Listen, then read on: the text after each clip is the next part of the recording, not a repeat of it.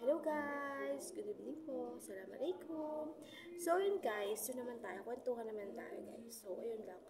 Gusto ko lang i-share sa inyo yung mga product o mga ginagamit ng mga Araba dito sa Saudi Arabia. So yung amo ko kasi, example na lang po kasi yung amo ko. Yung amo ko kasi is medyo, hindi siya sensitive, pero curious siya sa mga ginagamit niya when it comes to the body and her face. So, ayun, share ko sa inyo yung number one na lagi niyang ginagamit, lalong-lalo na sa kilikele niya. So, hindi naman siya expensive, pero para sa akin, ano siya, effective siya pagdating sa pagpaputi ng kilikili.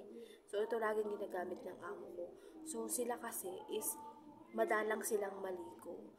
So, ang ginagamit ng amo ko is to, pag maliligo siya, pagkatapos siya maligo, syempre, ano gagamitin, di ba? Mag-deodorant tayo. So, ayun nga guys. So, itong itong product na to is subok ko na kasi talagang ano siya. Nag-try ako one time kasi hindi ko afford siya. Nahiya ako magpabili sa amo kasi medyo may pagkamahalan na siya. Lalo na sa pharmacy siya binibili talaga. Hindi ko lang alam kung meron sa mga supermarket ganyan. Pero mas magandang bumili sa mga pharmacy. Tapos yun, pakita ko lang sa inyo guys ha kung ano yun. So ito guys. Yan, ano ba yan guys? Yan. Yan siya.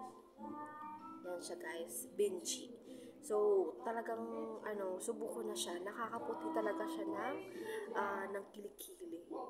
So, kung kayo, gagamit kayo nitong Vinci, sure na talaga. Kesa nasa Pilipinas kayo, gamitin nyo to. Nakakaputi talaga siya, guys. At saka, tingnan nyo naman, guys, on late niya, no? Hindi katulad ng mga Dab, mga Nivea, talagang, malalaki talaga siya. So, guys, ito talaga. Sure ball ako dito. Sure na sure ako dito sa product na to. Napaka, niya, effective. So, ito yung laging ginagamit ng amo ko sa kilikili niya. So, next time, pag-uusapan natin kung ano yung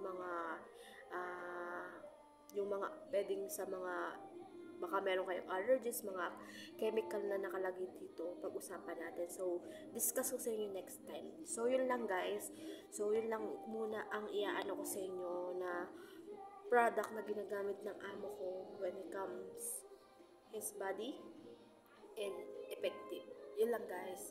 Bye!